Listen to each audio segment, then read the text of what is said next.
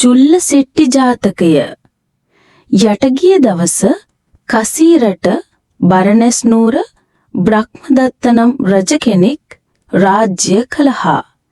එකල අප මහා බෝසතාණෝ සිටු කුලයක උපන්හා. ඔහුට චුල්ල යනුවෙන් නම් තැබීය. අකුරු කළ යුතු වයසටපත් වූ චුල්ල කුමාරයා ශිල්ප ශාස්ත්‍ර ඉගෙනුමට දිසාපාමොක් එදුරුතුමා වෙත යැවීය.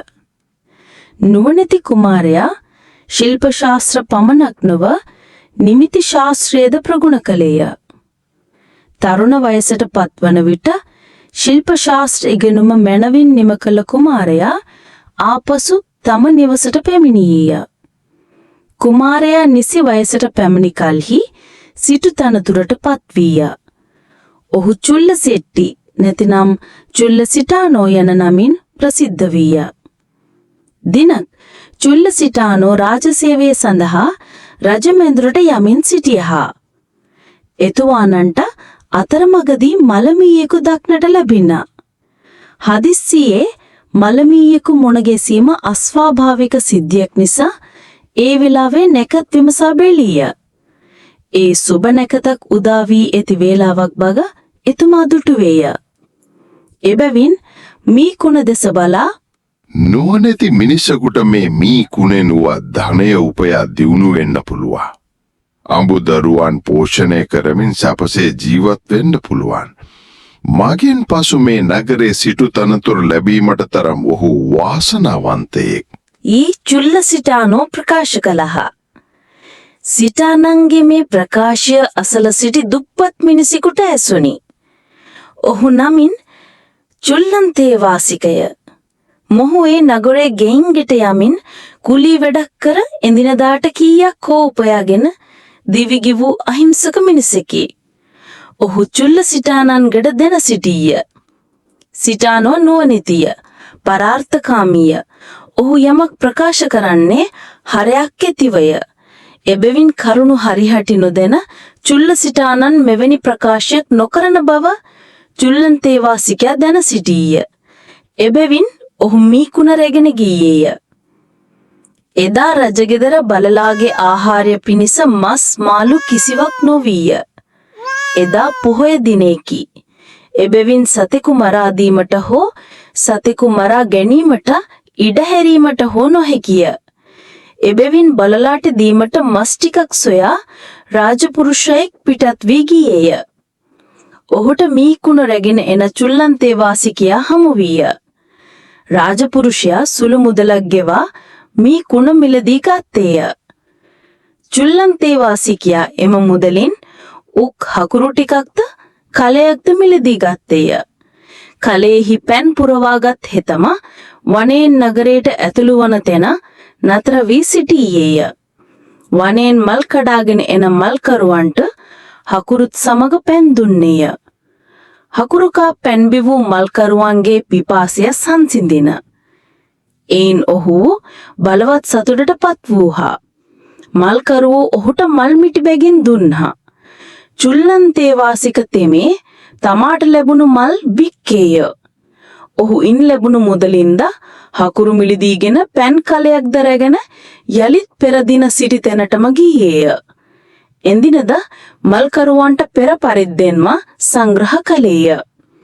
ඉන් වඩාත් සතුටටපත් මල්කරුවෝ අඩක් මල් කඩාගත් මල්ගස් ඔහුට පැවරූහා. ඉතිරි වී තිබූ මල් කඩාගත් චුල්ලන්තේ වාසිකයා නගරයට ඒවා ගෙන ගොස් විකුණා මුදල් උපයා ගත්තේය. මෙසේ මල්කරුවන්ගේ උදව්වෙන් හෙතෙම කහවණු 8ක් උපයා ගත්තේය. දිනක් ඒ ප්‍රදේශෙහි තද වැසි සුළඟක් හමා ගියේය. වියලි දඬු හා අටුරුපත් කඩා වැටීමෙන් උයන අපිරිසිදු වීය. උයන ඉක්මනින් පිරිසිදු කර ගැනීමට උයන් පල්ලා අපොහසත් වීය. ඒ අතර චුල්ලන්තේ වාසිකයා තෙමේ උයන් පල්ලා හමු වීමට ගියේය. වියලි දඬු හා අටු දරසදහ මාහට දෙන්නේ නම් උයන ඉක්මනින් පිරිසිදු කර දී හැකි. උයන් පල්ලාට දෙන්වීය. උයන් පල්ලා ඊට සතුටින් එකග වීය. උයන පිරිසිදු කිරීමට ඔහුට බාර දුන්නේය. චුල්ලන්තේ වාසිකයා තෙමේ ළමයින්ගේ ක්‍රීඩා පිටියට ගියේය. ළමයින් රැස් කර ඔවුන්ට හකුරු බෙදා දුන්නේය. පසුව ඔවුන් උයනට ගෙනවුත් කඩා වැටී තිබුණු වියලි දඬු හා අටුරුපත් ඔවුන් ලවා උයන් දොරටුව අසල ගොඩ ගැස්වීය. රජගෙදරට වලන් සපයන තැනැත්තාට වලන් පිලිසුමට දර හිඟවීය. එතම දර සොයමින් තැන් තැන ඇවිද්දේය. එසේ යන විට උයන් දොරටුවේ එකතු කොට තිබුණු දර ගැන ආරංචි වීයේය. එතනේ ගිය හෙතම දර සියල්ලම චුල්ලන්තේ වාසිකගෙන් මිලදී ගත්තේය. දර විකිණීමෙන් චුල්ලන්තේ වාසිකයා තෙමේ කහවණු 16ක්ද සෙල්ලි කීපයක්ද ලබා ගත්තේය.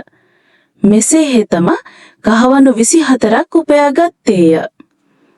දියසෙලියක් පුරවාගෙන චුල්ලන්තේ වාසිකයා තෙමේ නගර දොරටුව සමීපයේ රැඳී සිටියේය.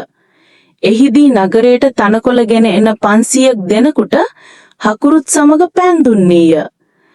තනකොළ ගෙනෙන්නෝ ඔහු සමග බෙහෙවින් මිත්‍ර වූයේය. ඔවුන් චුල්ලන්තේ වාසිකයාට මෙසේ කිව්වේය. ඔබ අපට බොහෝ උදව් කරන්නෙක්. අපෙන් ඔබට යමක් ඕනෑ වූ විටක දන්වන්න. එවිට හෙතම මෙසේ කිව්වේය. මට දැනට කිසිවක් වුවමනා නැහැ. යමක් වුවමනා වූ විට දන්වන්නම්. මෙසේ කලක් ගතවන විට චුල්ලන්තේ වාසිකයාට බොහෝ මිතුරෝ ඇති වූවේය. ඒ මිත්‍රහන් අතර ගොඩබිමේ වෙළදාම කරන්නෝද මුහුදින් ගොස් වෙළදාම කරන්නෝද සිටියහ. ඒ අතර අස්ව වෙළෙන්දෙක් 8500ක් රැගෙන නගරට එන බව ගොඩ වෙළදාම කරන්නුන්ගේ ප්‍රධානියා ඔහුට දැනගන්නට ලැබීය. හෙතම වහා තනකොළ සපයන්නෝන් හමුවීමට ගියේය. එහිදී එක් තැනැත්තාගෙන් තනකොළ මිටි බැගින් ගත්තේය. තමාගේ තනකොළ හෙතම විකිණීමක පෙර ඔවුන්ගේ තනකොළ විකිණීම නොකරන්නද ඔවුන් එකඟ කරවා ගත්තේය. තනකොළ සපයන්නෝද චුල්ලන්තේ වාසිකයාගේ ඉල්ලීම පිළිගත්තේය. ඒ අනුව තමන්ගේ තනකොළ කිසිවෙකුට වික්කුන්නේ නැහැ. අස්ව වෙළඳා තනකොළ සොයා ගැනීමට නගරේ නොඑක් තැන ඇවිද්දේය. එහෙත් ඔහුට තනකොළ ටිකක් සොයා ගන්නට නොහැකි වීය. අන්තිමේදී චුල්ලන්තේ වාසිකයා ළඟ තනකොළ තිබෙන බව ඔහුට දැනගන්නට ලැබීය. වෙළඳා ඔහු සොයා ගියේය. එහිදී තනකොළ විකිණීමට චුල්ලන්තේ වාසිකයා අදිමදි කළේය. එහෙත් වෙළඳාට අස්වැයින් කුසගින්න තියන්නට නොහැකිය. එබැවින් කෙසේ හෝ තනකොළ ලබා ගැනීම අවශ්‍ය වීය. එහිදී චුල්ලන්තේ වාසිකයාට කහවණු 1000ක් ගෙවා තනකොළ මිලදී ගැනීමට හොට සිදු වීය. ටික දිනකට පසු වරායට වෙළඳ නැවක් පෙමිණීම බව මුහුදු වෙළදාම කරන්නෝන්ගේ ප්‍රධානියා චුල්ලන්තේ වාසිකයාට දැන්ඩියේය. පෙමිණෙන දිනය නැව ඇටි වෙළඳ බඩු ආදිය ගැන තොරතුරු දැනගත් චුල්ලන්තේ වාසිකයා නැව වරායට ළඟාවන දිනේදී දිනපතා කුලියට වැඩ කරන කම්මරුන් කීප දෙනෙකුද සොයාගත්තේය. ඔවුනුත් පිරිවරාගෙන වරායට ගියේය. ඉන්පසු නැවේ ප්‍රධාන වෙළඳා හමු වූයේය. මම ඔබගේ නැවේ සියලුම වෙළඳ බඩු මිලදී ගන්න කැමතියි. අත්‍යාරම් වශයෙන් මේ පේරස් මුද්ද තියාගන්න. ඉතිලි මුදල ගෙවා බඩු ගෙන යන්න ඉක්මනට එන්නම්. එතෙක් නැවේ තිබෙන කිසිම බඩුවක් වෙනත් වෙළඳෙක්ට විකුණන්න එපා. නැවේ බඩු අයිති වෙළඳාට ඔහු කීයේය. වෙළඳා දීට කැමති වීය. චුල්ලන්තේ වාසිකයා තෙමේ වරායට කිට්ටු තැනික කාමර කුලියට දෙන විශාල නිවසක සුව පහසු විශාල කාමරයක් කුලියට ගත්තේය. තමා සිටි තැන වටා තිර 3ක් අදින් තුන්වන තිරයට ඔබ්බෙන්හි ඔහු සිටියේය. එක් තිරේ අසල එක් පැන විඩකරුවෙකු නැවතියුවේය. පිටතින් වෙළඳන් පෙමිණි විට කෙලින්ම ඔහු හමුවීමට ඉඩ නොදෙන ලෙස සේවකයන්ට උපදෙස් දුන්නේය. ඔහු හමුවීමට පැමිණෙන වෙළඳනුගේ පණිවිඩ තිර 3 ළඟ සිටි සේවකයන් 3 දෙනාම මැගින් දැනුම් දීමට නියම කළේය. වෙළඳ නවක් නැවේ තොට්ටට පැමිණි බව බරණස් ඩෝර වෙළඳන්ට ආරංචි වීය.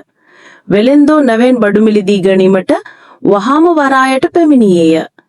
චුල්ලන්තේ වාසිකයාගේ චරපුරුෂයන් එම වෙළෙන්දන් හමු වූවේය. ධනවත් වෙළෙන්දෙක් පැමිණ නැවේ බඩු සියල්ලටම අත්‍යාර මුදල බැඳ ඇති බව චරපුරුෂයන් පැවසුවහා. එබැවින් වෙළෙන්දෝ ධනවත් වෙලෙන්දා හමුවීමට ඔහු නවාතැන්ගෙන සිටි තැනට ගියේය. නැවේ තියෙන බඩු විකුණනවා. හැබැයි ගන්න කැමති අය මුලින්ම කහවණු 1000 බැගින් අත්තියාර මුදල ගෙවන්න ඕනේ. මහවෙලෙන්දා ලෙස පෙනී සිටි චුල්ලන්තේ වාසිකයා කිව්වේය. වෙලෙන්දෝ ඊට කැමති වී කහවණු 1000ක් බැගින් ගෙව්වේය. පසුව බඩු මිලදී ගන්න විට තවත් කහවණු 1000කට වඩා ප්‍රමාණයක් චුල්ලන්තේ වාසිකයාට ගෙවන්නට වෙලෙන්දන්ට සිදු වීයේය. මෙසේ චුල්ලන්තේ වාසිකයා තෙමේ ඒ වෙළඳාමෙන් කහවණු 2 ලක්ෂයක් ධනිය උපයා ගත්තේය.